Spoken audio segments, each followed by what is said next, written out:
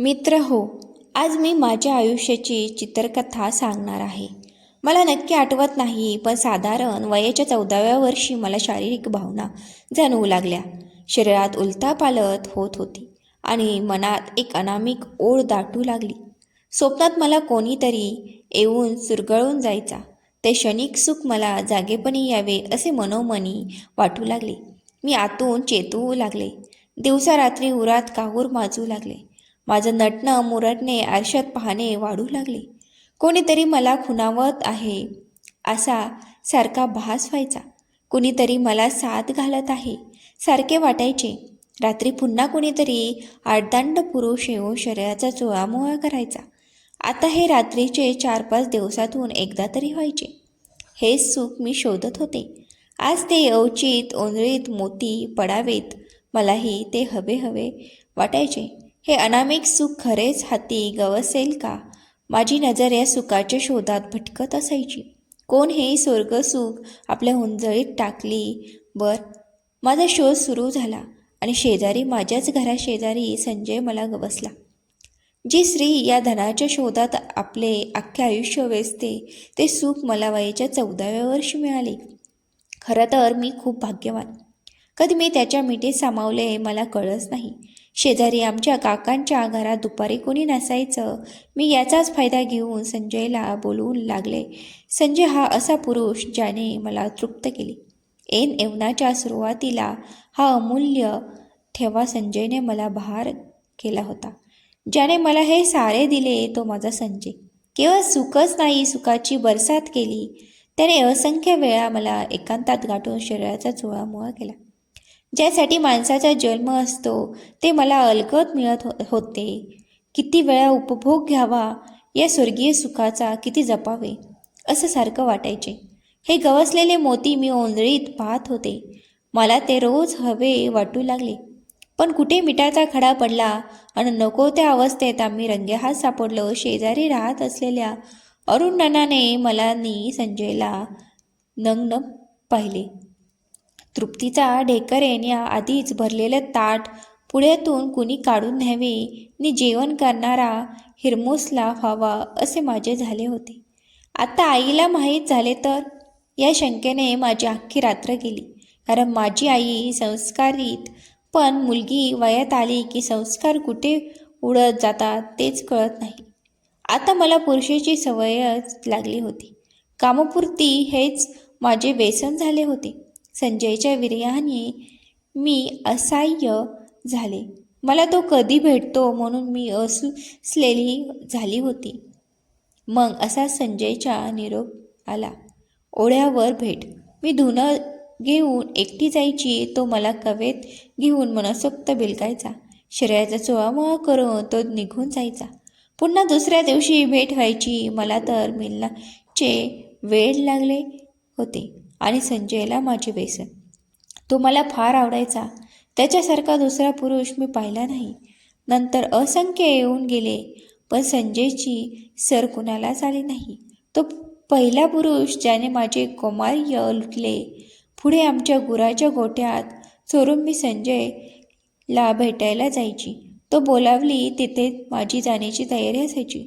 त्याच्याकडून लुटावं असं वाटायचं. तो माझ्यासाठी असुसलेला असायचा. मलाही तेच हवे होते. दिवस आनंदात जात होते. अगदी कापुरासारखे भरभर उडून जात होते. माझी भूक वाढली होती. सारखं एकच पदार्थ खाऊन वीट यावा, त्याची सिसाटी यावी तसंच संजयबद्दल वाटू लागली. मी दुसरा चेहरा शोधू लागले. माझा कामय्याने शोध सुरू झाला.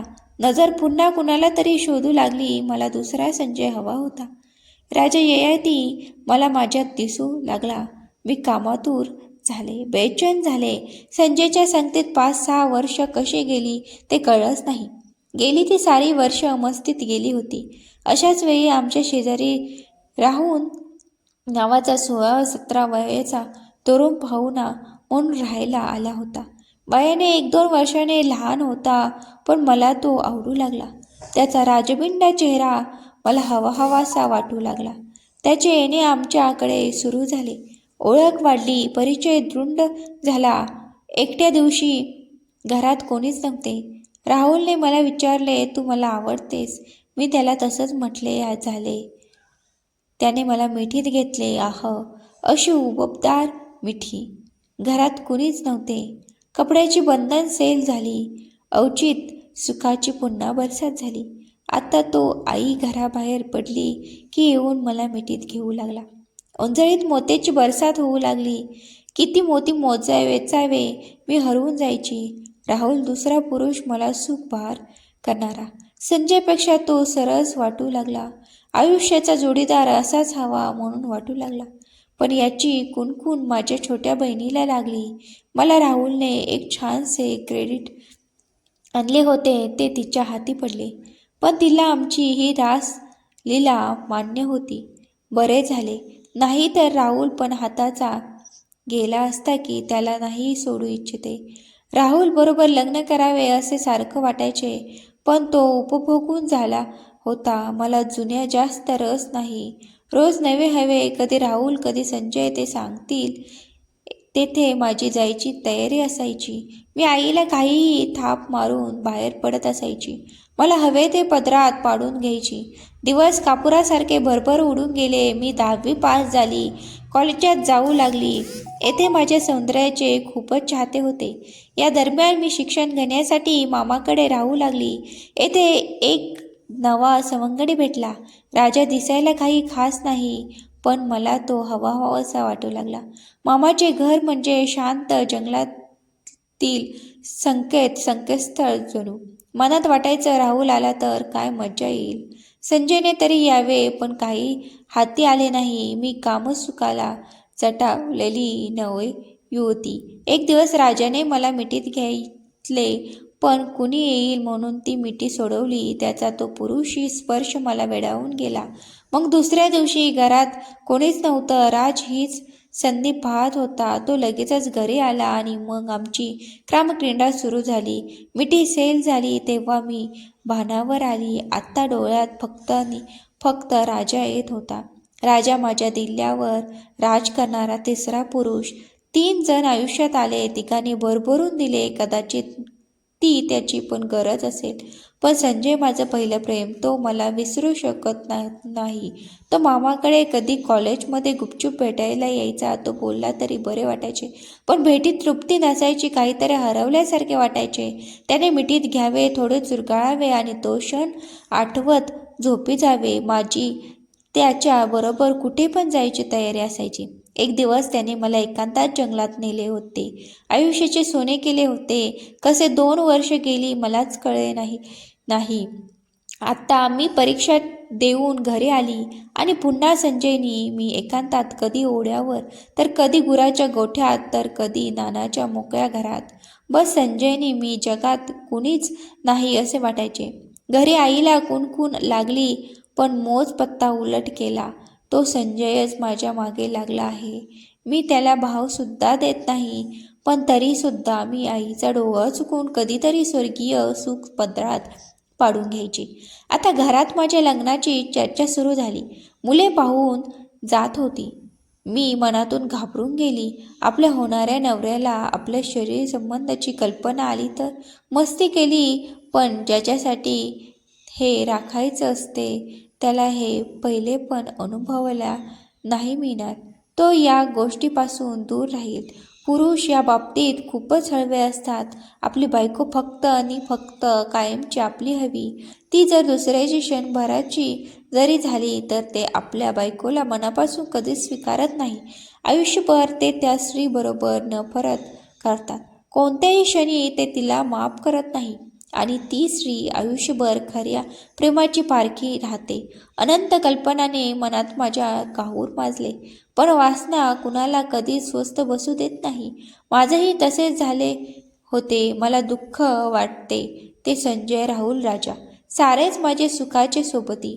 सोडून जावे लागणार होते. ते आले की सुखाची बरसात करायची आणि जी वेळ येऊ नये असे वाटायचं ती वेळ आली. माझं लग्न एका सर्वसाधारण दिसायला असामान्य तरुणाबरोबर जमले. मला तो कोणताही बाबतीत आवडत नव्हता, पण सरकारी नोकरी होती एवढीच एक जमेची बाजू, ना दिसायला चांगला ना रूप माझ्यापेक्षा सर्वसाधारण. मी म्हणजे सौंदर्य, मी म्हणजे तारुण्य, मी म्हणजे बहार, तो म्हणजे नुसता बोर, असो आईने ठरवले. म्हणून गुमान इतर मुलींसारखी मी गुमान मान तुकवली. झालं एकदाचं लग्न, मुलगा खुश होता, त्याला माझ्यासारखी सुंदर बायको मिळाली होती. आता वेळ आली मधुचंद्राची. तो फारच बेचैन होता. दिवे मंद झाले. बोलता बोलता तो जवळ आला, पण मला हे बिलकुल नवीन नव्हते. तो खूप भावनिक झाला. मी हे सुख उपभोगले होते. नवीन ते काय? कपडे उतरले गेले, मनाची दारं उघडली गेली, श्वासात श्वास मिसळून गेले, हृदयाची धडधड वाढली आणि शरीर शांत झाले. मी विचार करू लागले, आपण हे सारे अगोदर मिळवून काय मिळवले? आज हे मिळणारच होतं. 2 दिवसात मी माहेरी आले. विचारात गढून गेले, मनात वादळ तयार झाले. संजय, राहुल मागे पडले, राजा मागे पडला. पुन्हा सासरी आले. रात्री नवऱ्याने मिठीत घेतले. तो स्वतःला सावरू शकला नाही. त्याने सुख उपभोगले. मला मात्र ते घेता आले नाही. माझ्याकडून न कळत प्रतिसाद हवा तेवढा मिळत नव्हता. कदाचित तो नाराज झाला असावा. पण जे मी मिळवले ते योग्य वेळी आणि हवं तेव्हा. त्याच्या बाबतीत खूपच उशीर झाला होता. मी संजयला विसरू शकत नव्हते. राहुल तर यारच होता. राजा अवचित सापडलेला धन होते. हा ठेवा मी माझ्या अंतिम क्षणापर्यंत जपणार आहे. नवरा नोकरीनिमित्त बाहेर असायचा. मला ते गतकाळातले क्षण हवे होते. तो राहून संजय, राजा जे अमूल्य क्षण दिले ते जपायचे होते. नवरा फक्त नावाने पुरता होता. मी मंगळसूत्र फक्त नावापुरते बांधले होते. खरे हक्कदार वेगळी माणसं होती. मी ऐकले आहे, जो पुरुष एखाद्या स्त्रीला तिच्या इच्छेने विवस्त्र पाहतो आपला, तो जीवनाच्या अंतिम क्षणापर्यंत आपला आणि आपलाच राहतो. मला विवस्त्र प्रथम पाहणारा संजय, नंतर मला ज्याने शिखरात विवस्त्र पाहिली तो राहुल. हे 2 पुरुष मी कधीच विसरू शकणार नाही. घरी एकटी असायची, कंटाळा यायचा, पण जवळ गोड आठवणी होत्या त्या सोबत करायच्या. नवरा दूर देशी नाही तर आठवण्यासारखं त्याकडे काय होतं? कधीतरी त्याने मला एकदा विचारलं होतं, तू कोणासोबत जोडली गेली होती का? पण मी त्याला त्याची शपथ घेऊन निरुत्तर केले. पण शेवटी त्याला माझ्याविषयी कायम वाटत राहिले, मी लुटलेली स्त्री आहे. आता नव्याच्या मनातून मी पार उतरली होती, कारण मी होते तशी. मला बाहेरची सवय होती. नवीन तेवत मला रस होता. रोज नवं नवं असे वाटे, पण तो होत चालले होते. मला संजय राहून कधी भेटतात असे झाले होते. मी माहेरी जायची नेहमी आतुर असते. तिथे संजय माझी वाट बघत असायचा. तोही मला एकदा तरी मिठीत घेत असायचा. ही दौलत मला 6-7 महिने पुरायची. मधून राहुल पण यायचा. मी तृप्त व्हायची. नवऱ्याला माझा दाट संशय यायचा, पण तो बोलत नसायचा. मला आठवत नाही त्याने कधी मला मनापासून जवळ घेतले आहे. तो जवळ यायचा फक्त मला ओरबाडून घ्यायला. बाकी सारे पुरुष सारखेच. राहुल काय नि संजय काय. फक्त त्यांना स्त्रिया फक्त उपभोग घ्यावा म्हणून हव्या असतात. बाकी काही नाही. प्रेम ही गोंडस नाव. या सगळ्यांच्या प्रकरणाचा दिले की झाले. तसा नवरा मला कोणत्याही बाजूने आवडत नव्हता. आईने ठरवले म्हणून लग्न केले.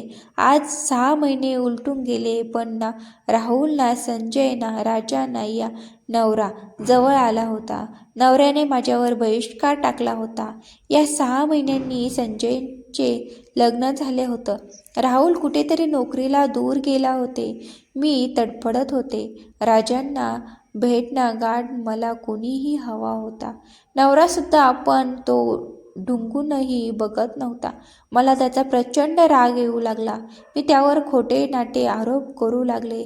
मला संशयाने घेरले. मी त्याबरोबर वाद घालू लागली. नवरा आता माझ्याकडे घरीही लक्ष देत नव्हता. मी एकटी पाडली होती. मी असुलली होती.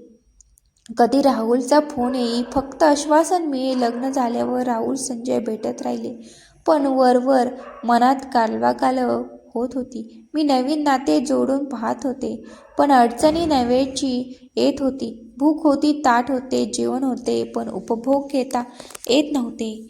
नवऱ्याला मनोमन शिव्या देत होते. मला राहुलचा फोन आला. तो भेटायला येणार होता. वेळ ठरली, दिवस ठरला. आज बऱ्याच दिवसांनी मला दिलाचा दिलबर भेटणार होता. नवरा कामावर निघून गेला. मी बाहेर पडली. दिवसभर राहुलच्या मिठीत विसावले वाटत होतं. दिवस मावळून नये. संध्याकाळी मी लगबगीने घरी आले. नवरा वाट पाहत असेल असे वाटले, पण दारावर तेच कुलूप होते. घरात गेले, भरभर कपडे बदलले. नवरा येण्याच्या आत काही झालेच नाही असे केले, पण नवरा आलाच नाही. मी खूपच उशिरापर्यंत वाट पाहिली. सकाळी तरी येईल, पण सारे व्यर्थ. 4-5 दिवसांनी एक पत्र हाती आले. मला शोधू नकोस, आता मी कधीच घरी येणार नाही. काल मी तुला तुझ्या मित्राबरोबर पाहिले. असो, पण तुझ्या वाईट कृत्याची शिक्षा मी का भोगावी म्हणून दूर निघून जात आहे. म्हणजे मी मारणार नाही, तर मोकळ्या दुनियेत फिरणार आहे. मी गर्द काळ्या डोहात एकटीच असल्याचा भास झाला. कुठे जाऊ, कुठे राहू, प्रश्न भयानक होते. मी इतका खोल विचार केव्हाच केला नव्हता. घाईघाईत राहुलला फोन केला. आपण लग्न करू. त्याने असे काही उत्तर दिले की कानात कुणीतरी लावा राहुल ओतावा असं वाटलं. राजाला फोन लावला, त्याला सर्वच सांगितले, पण तो म्हणाला, अगं प्रेम वगैरे काही नव्हतं, ती फक्त मज्जा होती, आणि फोन ठेवला. संजयचे लग्न झाले होते. माझ्यासमोर फक्त अंधार होता. वाटा रुसल्याच होत्या. आईला काय सांगू, वडिलांना काय उत्तर देऊ, प्रश्न अनेक, उत्तर काहीच नव्हते. क्षणभंगूर सुखसाठी मी खरं सुख हरवून बसले होते. आता काय उपयोग नव्हता. वाईट कर्म माणसाला खोल दरीत नेते आणि आपलाच कपाळ मोक्ष करते. मी आज छोट्या सुखासाठी मोठे सुख गमावले होते. कथा आवडली असल्यास मराठी कथासंग्रह या चॅनेलला सबस्क्राईब करा, लाईक करा, शेअर करा, कमेंट करा. कथा वाचल्याबद्दल, ऐकल्याबद्दल मनापासून धन्यवाद.